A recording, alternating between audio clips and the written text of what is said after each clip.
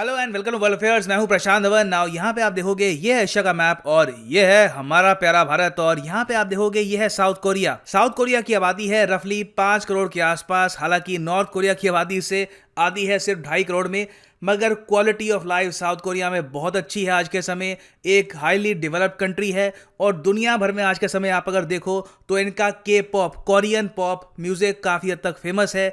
इसमें कोरियन महिलाएं, काफ़ी बार पुरुष मेकअप वगैरह लगा के नाचते गाते हैं, काफ़ी लोगों का मनोरंजन होता है। मगर इस सब के बियॉन्ड आप अगर देखो तो कोरिया है आज के समय एक इंडस्ट्रियल जायंट। दुनिया की जो मेजर मैन्युफैक्चरिंग कंपनीज हैं वो आज के समय बेस्ड है in the capital of South Korea, Seoul. और इन सब कंपनीज में से सबसे वैल्यूएबल ब्रांड आज के समय कौन सा है, तो इसका आंसर है सैमसंग इलेक्ट्रॉनिक्स। ये आज के समय आप कह सकते हैं नाक है कोरिया की शान है। It is a huge corporation. इनके अलावा और भी कंपनीज हैं, एलजी है, हुंडई है, मगर overall in scale of magnitude Samsung सबसे ऊपर है। और हाल ही में आपको पता होगा कि सैमसंग ने मोबाइल फोन की जो मैन्युफैक्चरिंग है ये खत्म कर दी थी चाइना में। ये बहुत बड़ी न्यूज़ थी। 2019 में पहले अनाउंसमेंट हुई, फिर उसके बाद ऑफिशियली इन्होंने 2020 में कंप्लीटली पुल आउट कर लिया चाइना से। और चाइना से पुल आउट करके ये कहां पर जा रहे हैं?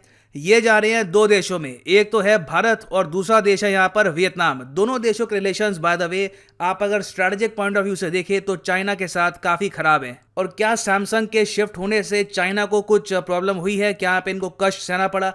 देखिए ऑब्वियस सी बात है, जॉब लॉसेस यहाँ पर हुई हैं। कई शहर थे यहाँ पर चाइना में जो बसाए सैमसंग ने थे। पहले बिल्कुल वीरान एक शहर था, सैमसंग आया, नौकरी आई, डेवलपमेंट साथ में ये लोग लेके आए। अब सिंस सैमसंग पुल आउट कर चुका है चाइना से तो कई जो इनके शहर हैं ये बन चुके हैं गोस्ट टाउन्स, मतलब कि कोई वहाँ पे रहता नहीं है। आप जाओगे वहाँ पर आपको लगेगा किसी भूतिया शहर में आप आ गए हैं ना। यहाँ पे अगला सवाल आप पूछेंगे कि सैमसंग चाइना को छोड़कर क्यों जा रहा है। देखिए इसका सिंपली एक ही शब्द में मैं आंसर कर सकता हूँ, ट्रंप। डोनाल्ड ट्रंप का इम्पैक्ट यूएस, चाइना और इवन एशिया के ट्रेड पर इतना बड़ा था कि शायद कई दशकों तक हम इसको महसूस करेंगे। ट्रंप ने जो ट्रेड वॉर स्टार्ट करी थी इसका काफ़ी बड़ा फायदा हुआ है भारत को। कई यूएस कंपनीज थी, जापानीज कंपनी थी, साउथ कोरियन कंपनीज थी, इनको चाइना छोड़ना पड़ा और चाइना से मैन्युफैक्चरिंग शिफ्ट करके वियतनाम, फिलीपींस, इंडोनेशिया, इंडिया की तरफ जाना पड़ा। हालांकि मैं ये बात क्लियर कर दूं कि अगर ट्रंप ये ट्रेड वॉर ना भी छेड़ते तो पॉसिबिलिटी थी कि आने वाले 4-5 साल में ये सब कंपनीज वैसे भी चाइना को छोड़ देती, क्योंकि चाइना में सिंस एवरेज वेज है ये लगातार बढ़ रही है तो चाइना में मैन्युफैक्चरिंग आज के समय एक्चुअली काफ़ी एक्सपेंसिव भी हो चुका है। तो वैसे ही ये प्रोसेस होना ही था। डोनाल्ड ट्रंप ने इसको 4-5 साल जल्दी करवा दिया। और यहाँ पे आप पूछेंगे कि क्या चाइना ने यहाँ पर धमकी दी इन कंपनीज को कि हमें यहाँ पे मत छोड़ो, तो इसका आंसर है हाँ बिल्कुल। यहाँ पे आप देख पाएंगे 2019 का आर्टिकल है कि चाइना ने वार्न किया था सैमसंग को, उसके अलावा कई और कंपनीज को, कि यूएस हम पे जो सैंक्शंस लगा रहा है, जो बैन लगा रहा है, यहाँ पर जो ट्रेड वॉर इस वक्त चल रही है इसमें यूएसए के साथ कोऑपरेट किया, मतलब कि हमारे यहाँ से मैन्युफैक्चरिंग बाहर शिफ्ट करी तो हम एक्शन लेंगे। मगर सैमसंग ने इनकी वार्निंग को इग्नोर करते हुए इंडिया में मैन्युफैक्चरिंग स्टार्ट कर ही दी है। और ना सिर्फ सैमसंग ने, इवन एप्पल ने, आपको पता होगा, मैन्युफैक्चरिंग बेस स्टार्ट कर दिया है इन इंडिया। और चाइना ये सब बहुत ही ज़्यादा कीनली देख रहा है। उनकी आम जनता, उनके पॉलिटिशियंस, वो सब जानते हैं कि वेस्टर्न कंट्रीज आज के समय खड़ा कर रही हैं इंडिया को economically, military point of view से, कि ये बनेगा एक काउंटर टू चाइना। और जब भी हमारे यहाँ मैन्युफैक्चरिंग से रिलेटेड कोई चीज़ खराब होती है तो चाइनीज लोग सेलिब्रेट भी करते हैं। हाल ही में आपको याद हुआ कि बेंगलोर के पास जो एप्पल की फैक्ट्री है, जब वहाँ पे कोई वायलेंस हुआ तो ग्लोबल टाइम्स, उसके अलावा चाइना के लोगों ने सेलिब्रेट किया। तो जो ये मैन्युफैक्चरिंग शिफ्ट हो रहा है बिल्कुल चाइना इससे इम्पैक्टेड है। इनकी जो बहुत बड़ी आबादी है ये भी इसको महसूस कर रही है। तो खैर, चाइना सेलिब्रेट करे, कुछ सेटबैक लगे, वो सब अपनी जगह है। इंडिया एक मैन्युफैक्चरिंग जायंट बनेगा ये बात तय है। और सैमसंग कंप्लीटली कमिटेड है कि लगातार ये लोग बहुत सारे यूनिट जो हैं ये शिफ्ट करेंगे इन इंडिया। अभी हाल ही में आप अगर देखो तो जून 20 को सैमसंग ने ये अनाउंस किया कि इन्होंने डिस्प्ले यूनिट मैन्युफैक्चरिंग जो है ये कंप्लीटली शिफ्ट कर दी है फ्रॉम चाइना टू इंडिया। ये बहुत बड़ी बात है। इससे पहले बिल्कुल 2018 में दुनिया की सबसे बड़ी सैमसंग की जो मोबाइल मैन्युफैक्चरिंग फैक्ट्री है वो इन्होंने खोली भारत में, वो अपनी जगह है।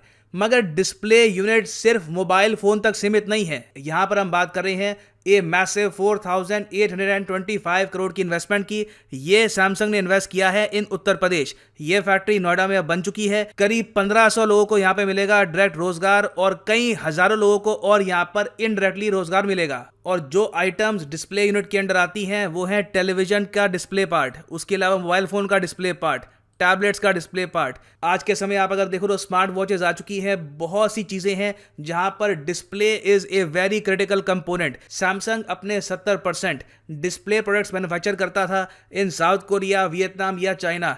चाइना अब यहां से लिस्ट से हट चुका है, चाइना को रिप्लेस कर दिया यहां पे इंडिया ने। तो साउथ कोरिया, वियतनाम, इंडिया, इन 3 कंट्रीज में ही आज के समय सैमसंग ने अपनी state of the art display manufacturing unit setup कर दी है। और ये लोग यहाँ पर क्लेम कर रहे हैं कि दुनिया में ये सिर्फ 3 ही देश हैं जिनके पास इस लेवल का डिस्प्ले मैन्युफैक्चरिंग प्लांट है आज के समय। अब यहाँ पे आप क्वेश्चन पूछ सकते हैं, मगर ये भारत में इन्होंने शिफ्ट क्यों किया? और भी देश थे, यहाँ पे बांग्लादेश था, पाकिस्तान था, खैर पाकिस्तान के इशूज़ हैं, और कई और देश हैं, इंडोनेशिया है, वहाँ पे शिफ्ट कर सकते थे। वहाँ पे क्या इशू था?